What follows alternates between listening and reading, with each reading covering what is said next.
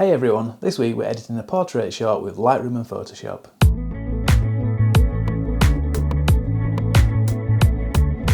So right back at the beginning of this year, I made a video setting out some of my goals for 2023, and one of those was to capture more portrait shots.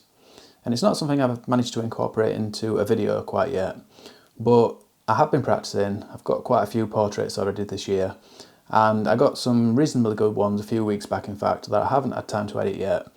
But I thought I could edit them for this video and go through one of the shots and talk about my process in Lightroom and Photoshop. So these were all captured on a shoot with the Barnsley Photography Society, of which I'm a member. And we had a model come in, he brought some props, and we had all the studio equipment, lighting, flashlights, etc. And I got loads of shots. I was reasonably pleased with all of them. But I picked this one out because I really liked the expression, very serious, a lot of character, and I liked the eye contact. So I'm going to go through my process of editing this image in Lightroom and Photoshop. Okay, so we'll start off with our image in Lightroom, and the first thing I'm going to do is crop this. I don't have a set order that I do things in. Sometimes I crop afterwards. In this instance I am going to crop before because I know roughly how I want this image to be cropped and what part of the subject I want to be in the frame. So I'm going to go for a square crop, and you can see that I did get the full torso from the waist up, and that's useful just in case I do want to have that full portrait shot, if I do want some detail in the coat or the bottom half of the body. But I think in this instance I do just want to focus on the upper portion of the body and the face. I want to make sure I've got that cane in there. And we can get that eye roughly on one of the third lines. Doesn't have to be exact. I don't want too much space above the hat.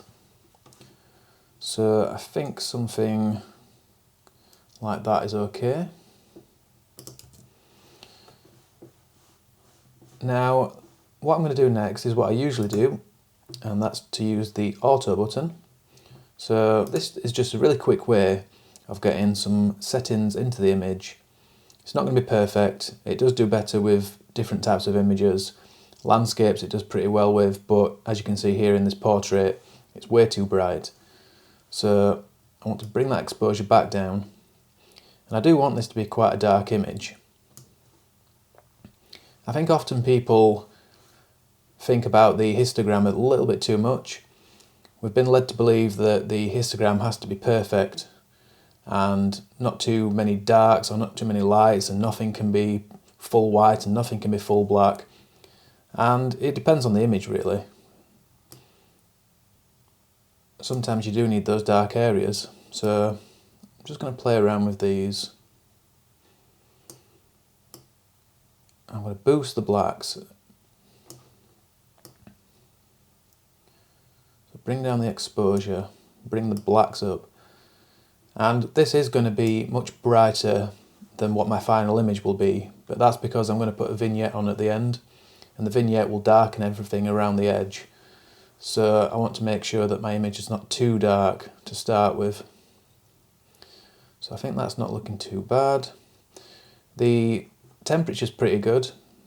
I'm not really going to play around with that. I could make it warmer or cooler, but I actually quite like it where it is.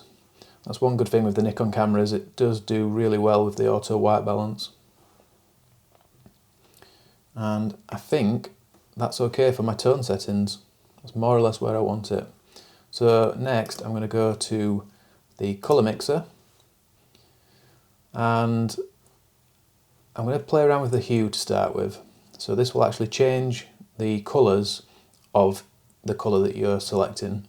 So I'm going to select yellow, and I'm going to bring that to the left, and that's going to change the hue of the yellows in the image. So you see if I bring it to the right, we've actually got some green introduced there, you see around the face, which looks very odd. But I'm going to bring it to the left, like that, just to make it a little bit more orange. And I'm going to bring the blue up a little bit, so the coat is mainly blue. You see if I bring it all the way to the right, the coat starts to become purple. Bring it to the left, we get more greens. I'm going to bring it just a little bit to the right, just to introduce a little bit more richness to that blue. So we don't want any of that green in the face. I'm still seeing some green tinges. That may be because there was some ambient light in the room. It's not from the flash, so it must just be from the surrounding area in the room. So I'm just going to bring down the saturation on the green slider just to get rid of any green in there. And I'm just going to bring down the blue a little bit because it's just a little bit too saturated in the coat. So just to around about -10. And I might just warm up the tones in the face a little bit. Just bring up the yellow and the orange. Not very much. Don't want it to look unnatural. But that's starting to get there, I think. And I could play around with the luminance sliders. They will affect how bright or dark or light the colours in the image are. They're a good way to bring out the shadow detail. So in the coat, for example, I could bring up the blue slider and we get some shadow detail coming into the coat. But I've done most of my tone edits already and I think that's okay, so I'm going to leave luminance. So that's more or less it for the global settings. What I'm going to do now is change some of the settings for selected areas. So we're going to go to the selective masking tools, and the first thing we're going to do is select our subject. So we can do that really quick and easily by clicking the subject button under new mask. You see that's picked him out quite nicely.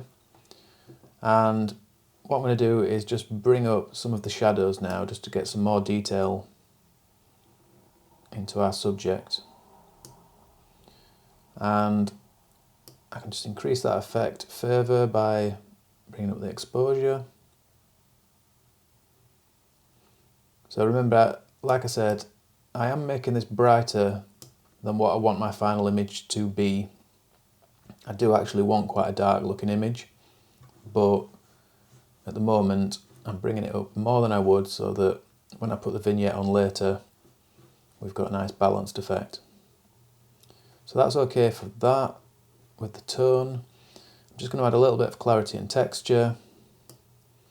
So clarity will basically add sharpening to largish areas, whereas texture will bring sharpness to the more finer detail areas.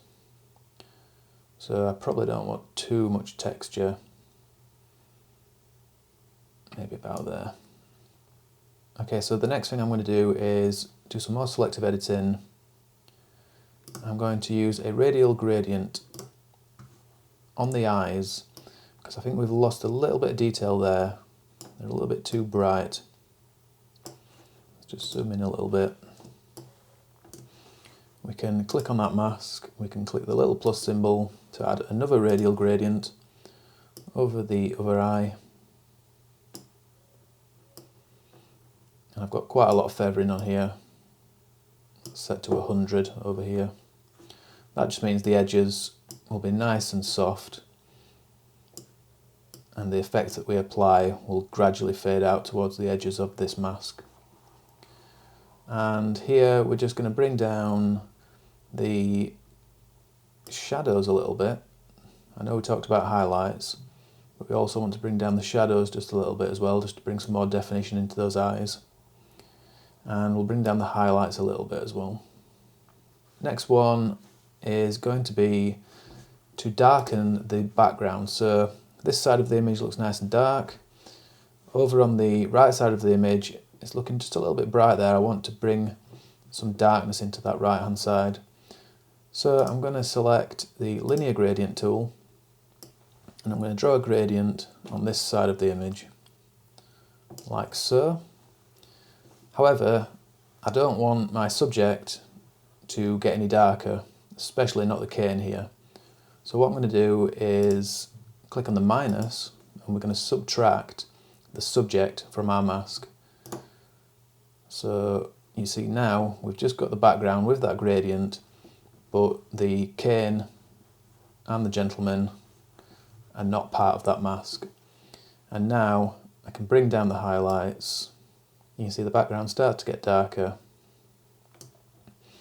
and I can further increase that effect by bringing down exposure, not too much, so around about there. Okay, we're starting to get somewhere now. We're going to use the same principle with a different mask now on the centre of the image with a radial gradient. So I'm just going to start a circle from the centre with full feathering, so again it goes really soft to the edges. I'm just going to put that in the centre of the image, but again we're going to subtract our subject, and this time we are going to increase the exposure just to brighten up that centre. So everything we're doing here is to pull the viewer's eyes into the centre of the image. So we've got dark around the edge, brighter in the centre, but we're not affecting our subject. And later on we'll also add that vignette to further increase this effect. Okay, so that's more or less where I want it now in Lightroom. There are a couple of things that I want to remove from this image. So we've got the little bit of fluff just sticking up on the hat there. I'm going to get rid of that, and also this thread here. So I don't mind the fact that we've got some ripped torn threading, but I don't want this one, this really long one that's going off the edge of the image, so I'm going to get rid of that. So to do this I'm going to bring it into Photoshop, so I'm pressing Command and E on my keyboard, that's Control and E if you're using a Windows PC. That's opened up in Photoshop now, and first of all we'll remove this little bit of fluff from the hat. So to do that I am going to use the patch tool. So we're going to comb 1, 2, 3, 4, 5, 6, 7, the 8th tool down in the tool palette. We're going to pop out the contextual menu and we're going to click patch tool. So with this I can just draw around the fuzzle, technical term, and now I can just drag that to a new area. So if that doesn't look quite right, you see we've got a dark area in the middle of there now. I'm just going to undo that, so Command Z, and what I'm going to do is come up here to the top where it says patch, drop down the box that says normal and click content aware. So this will sample the surrounding area and make it blend a little bit more plausibly. So again, just bring it over to the left. You see when I move it up and down, we've got the area that it's sampling from. We can see that within the dotted area. So we just need to move it up and down until it matches, round about there. Let go, and you see now it matches perfectly. And with the thread, I could probably try and use the patch tool for this one, but I'm actually going to use the generative fill AI tool. So this is just so good, I've been using it for more or less everything recently. I'm just going to use the lasso tool, just draw around this thread. And the reason this one is so good is because we can just draw around this top area here, and rather than having to try and make the surrounding threads blend in and make it look so that they're not disconnected once we get rid of this thread, the generative fill tool will just automatically fill in those threads at the top. So I just click generative fill here. We don't need to type anything in there, we just click generate, and that's going to analyse the image. I have covered generative fill in another video, and I'll put a link up top to that one if you want to go back and watch it. And when that's done processing, we'll have 3 different variations that we can look at. So we've got this one, and this one. They all look absolutely perfect. And like I said, the good thing about using generative fill is that it's filled in the little threads up the top here. So it hasn't covered those over with blue. It's actually added in the threads so that it blends in seamlessly. And if we zoom out, we've got a perfect result there. So I'm going to save that and close it. And then we come back into Lightroom and we've got our edited image here. So the last thing I'm going to do is put a vignette on this. However, if I just put a regular vignette on by using the post-crop vignetting tool underneath effects, You see, that works pretty well. However, it darkens the end of the cane at the top and bottom, and I don't want to do that. I want to darken the surrounding area but still have the cane so that it stands out nice and brightly. So what I'm going to do is manually create a vignette. I come into the Selective Editing tools, and I'm going to use the radial gradient tool and draw a circle out from the centre. I'm going to come outside the edges of my image, that's fine, and I've got the full feathering turned on. But what I'm going to do now is invert this selection by clicking this little box here where it says invert, and now I just want more of the centre to not be covered by the mask, so I'll bring down the feathering until I get to a point where I'm happy. So all of those red areas around the edge, they're what's going to turn darker once I change the parameters in Lightroom. So I think that's looking okay.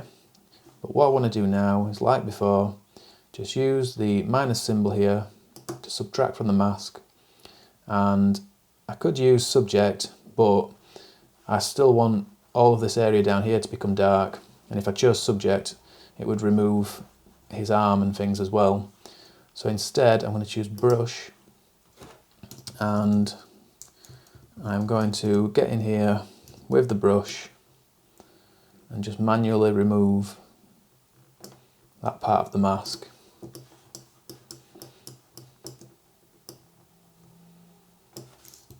So you can take as much time as you need with this.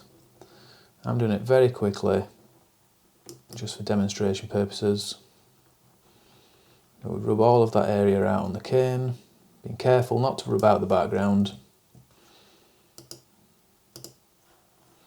And we'll do the same down here on this end of the cane, like so. Make sure you've done that nice and accurately, unlike me. And then we can start to play around with the sliders, bringing down that exposure, or you can use shadows or blacks, anything that will make that image darker until you get a result that you're happy with.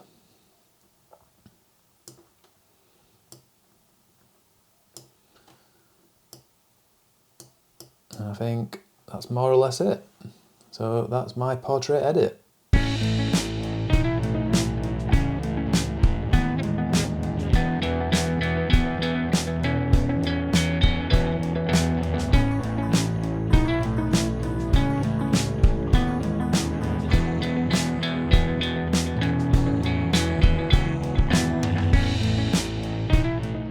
So there you go, that's how I edited this portrait shot using Lightroom and Photoshop. I hope you found this useful. If you have, or you've liked the video in any way, please just give me a thumbs up down below.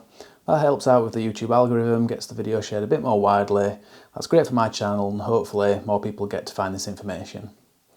If you watch every week and you're a subscriber, I really do appreciate that. Thank you very much.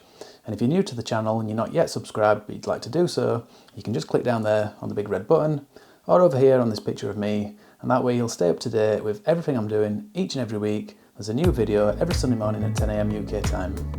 So I hope you'll join me next week for the next one, but until then, thanks a lot everyone, and bye for now.